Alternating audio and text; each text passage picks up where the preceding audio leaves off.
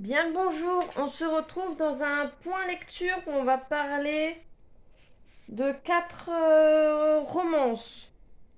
Romances assez toxiques. C'est le thème de la vidéo. On va commencer par un livre qui m'a été offert lors d'un achat à Gilbert Joseph. C'est peut-être un des deux classiques dans le tas. Alors c'est Amok de Stefan Zweig. Il y a quelques petites choses marquées, pas grand chose, hein.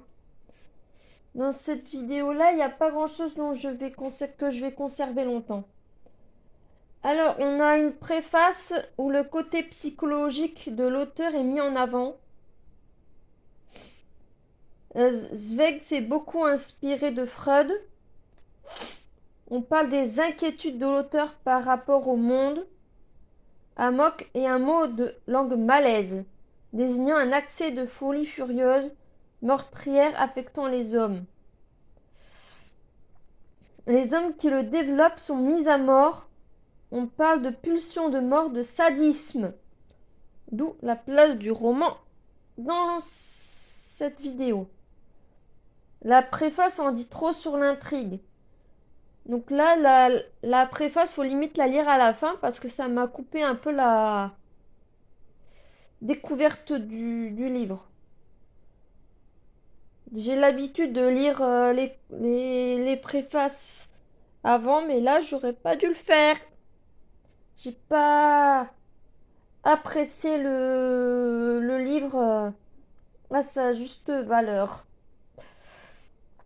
Je reconnais. Arrête de faire des erreurs. Donc à la fin, on a la chronologie de la vie de Zweig, puis une bibliographie et les notes. Donc dans le livre,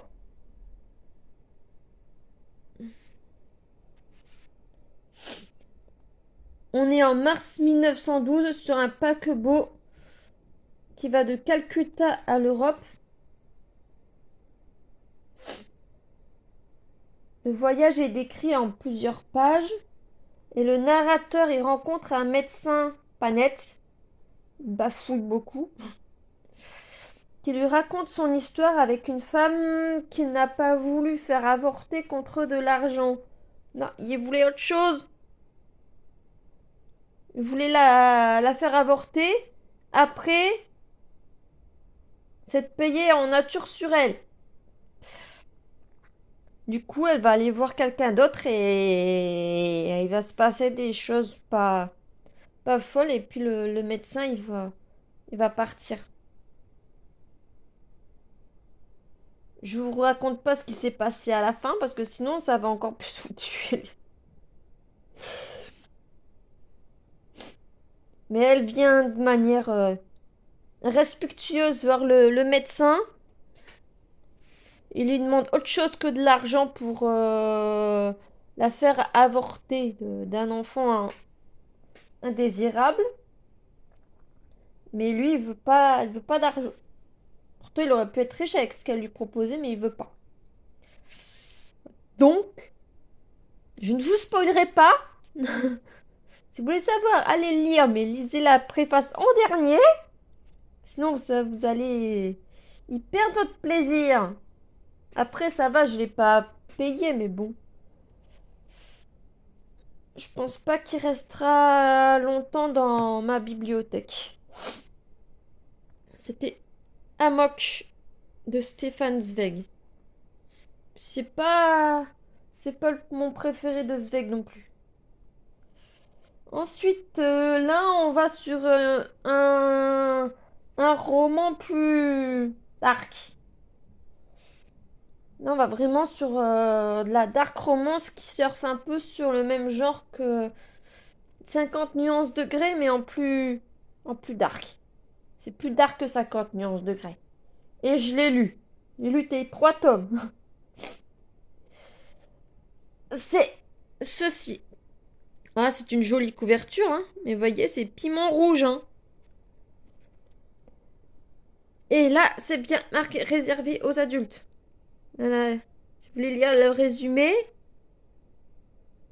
Hein? Ça vous donne un aperçu.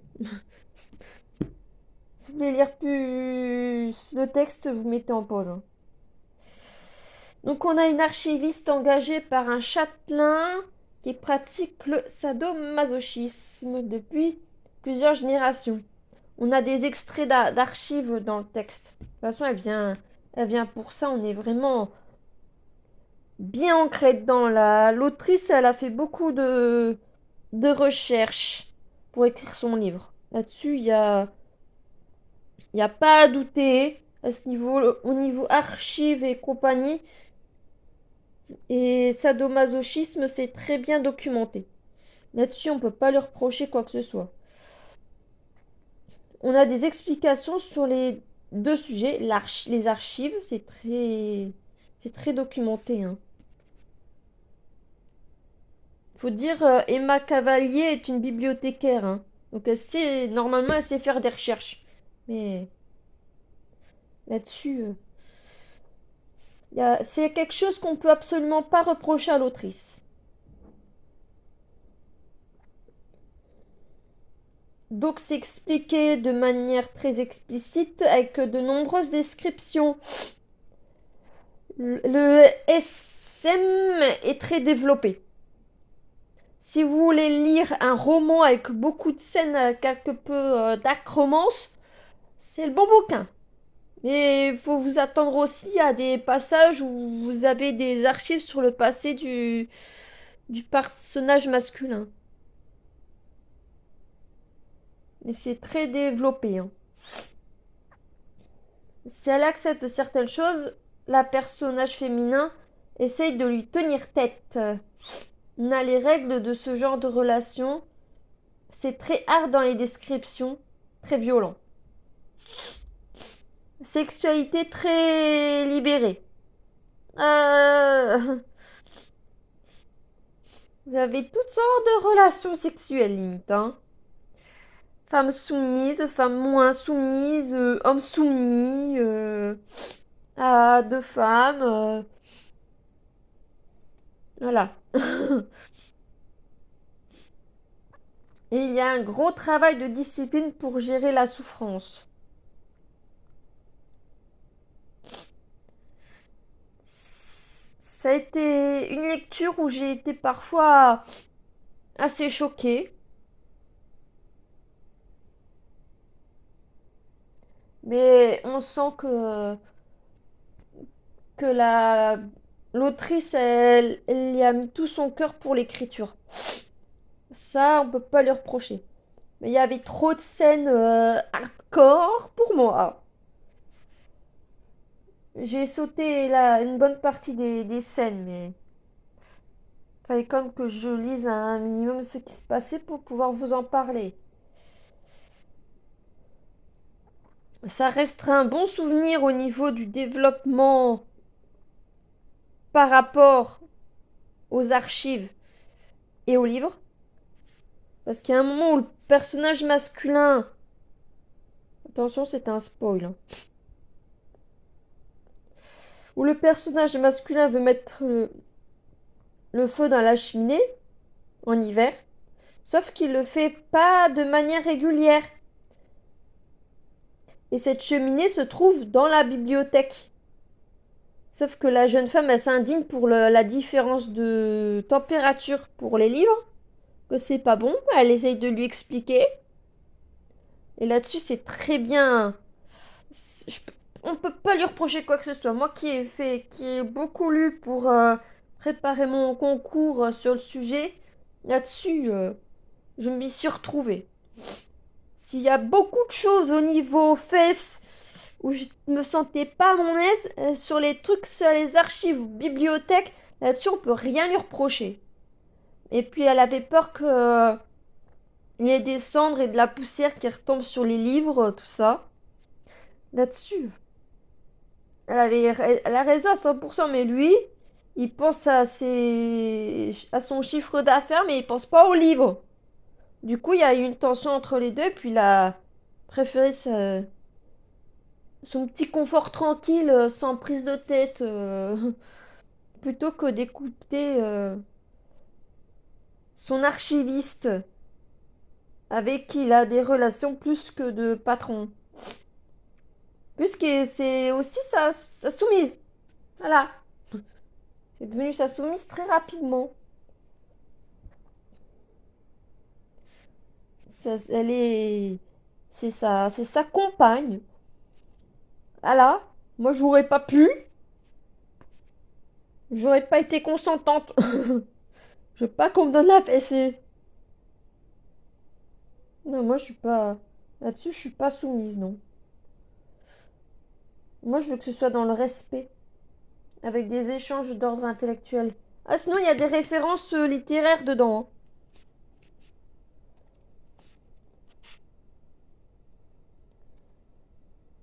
Elle lit des livres pour mieux comprendre le courant dans lequel elle baigne pendant 6 mois. Oui, son contrat d'archiviste, il est censé durer 6 mois, mais ça dépasse. Parce qu'il faut un petit voyage, il l'embête, il lui met la pression. Voilà. C'était une lecture mitigée.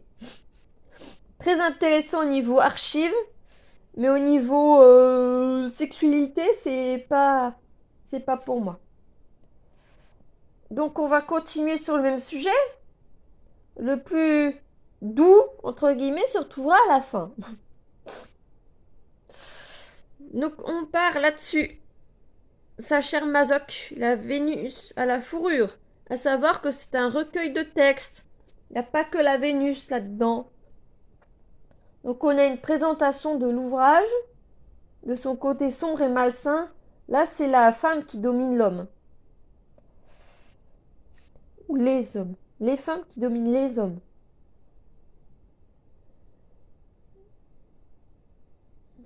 Donc c'est un livre qui présente le côté sombre et malsain de la chose. Ça mentionne Hegel et des peintres avec l'univers du rêve et du fantasme. On est prévenu qu'on va avoir un roman dans le roman de la violence féminine. Là, c'est la femme qui domine. On a du dominant-dominé avec du freudisme et de l'amour. C'est de l'amour malsain où l'homme est au bord du suicide parce que elle le maltraite, elle préfère un autre homme, elle traite l'homme comme de la merde. Et moi, c'est le genre de choses que je ne... Mon homme, ça doit être mon égal. C'est pas... Je veux pas que mon homme soit mon esclave. J'estime que la femme est l'égale de l'homme. On a la mention du communisme. On a ensuite une biographie de l'auteur qui a vécu entre Pologne et Ukraine. Il a écrit d'autres romans. Ah, il en a écrit pas mal. Sauf que c'est la Vénus à la fourrure qui revient le plus. Ses relations amoureuses ne lui apporteront que déception. Et l'y inspireront le livre, je pense aussi. Amour de la souffrance subie. Ah, c'est plus que subi, c'est limite jusqu'au suicide. Après, on a la destinée de l'œuvre. À la fin, on a un dossier avec appendice avec des définitions.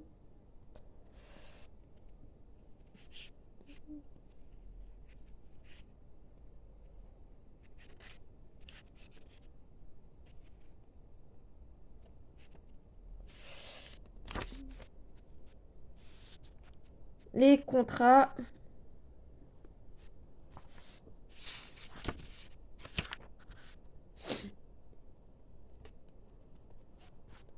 Voilà.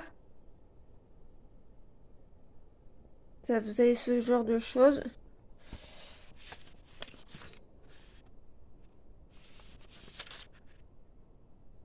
Et vous avez même Bakounine.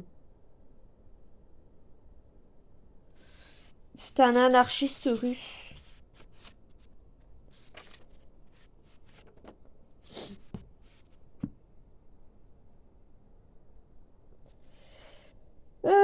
sadomasochistes sont déjà des sadiques.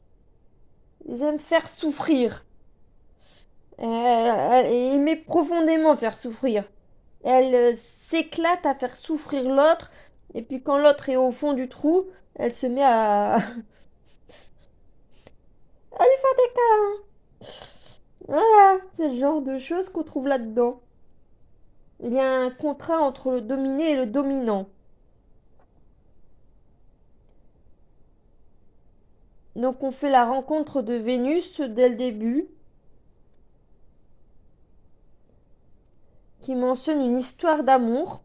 Au début, c'est très romantique, mais c'est le personnage masculin qui est tellement mou qu'il veut être un mou et transi d'amour, qu'il veut être soumis à sa belle pour lui plaire, alors que un homme n'a pas à être soumis. C'est pas drôle un homme soumis. Moi, je préfère un homme de caractère, avec qui échanger, un homme qui peut me faire avancer dans mon évolution intellectuelle et psychologique. Donc on a un questionnement sur l'amour, la place de la femme et de l'homme dans la relation. Goethe est mentionné. On est dans les Carpates, on va en Italie aussi. Rencontre entre le narrateur et la femme Wanda. C'est la Vénus. Wanda. Donc on a une réflexion sur l'amour, c'est une belle plume. Il y a pas mal de références littéraires, mais il y a des scènes violentes. Et il y a d'autres textes, notamment Clair de Lune, Don Juan de Coloméa et La Tsarine Noire. Voilà. Oh, c'est lecture mitigée, un peu comme le manoir, mais mitigée pas. Il y avait trop de scènes de violence pour moi. Mais après, c'était plus le côté intellectuel qui m'a intéressé, mais c'est plus pour le côté là que je vais garder ce livre, mais je pense pas le garder en tant que lecture particulièrement plaisir, mais plutôt garder le côté intellectuel que ça aura pu m'apporter. Donc on continue avec le moins trash. Annabelle de Aurore Dumas, ou le prix de la liberté. Le prix de la liberté a une importance. Donc les 3 premiers, je les ai lus début avril jusqu'à début mai pour la Vénus à la fourrure. Et celui-là, je l'ai lu fin mai. Annabelle, je l'ai lu fin mai. Donc on a la vie de la jeune femme dans la famille de son frère. Elle vit avec son père et son frère et sa belle-sœur. Les enfants de celle-ci. Alors elle est amoureuse de son frère au départ. Oui, ça commence mal. Mais elle va se promener autour du domaine jusqu'à une rivière, la rivière jaune. Elle se fait prendre par un employé de son père de force. De toute façon, ça c'est dans le résumé, hein.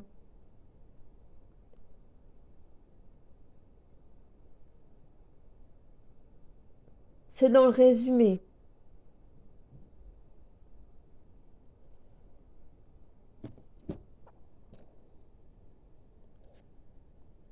Elle va le revoir et se laisse reprendre, mais avec plaisir cette fois-ci. Du coup, pendant quelques mois, ils vont se retrouver comme ça.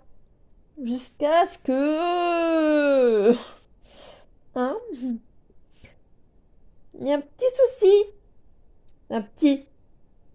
On se comprend entre femmes.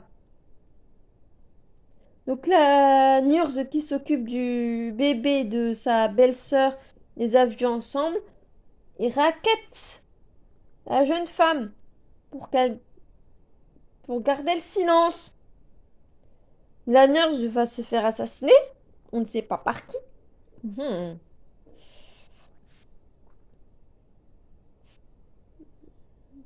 On a une pointe de féminisme, la place de la femme dans la société. On a des accouchements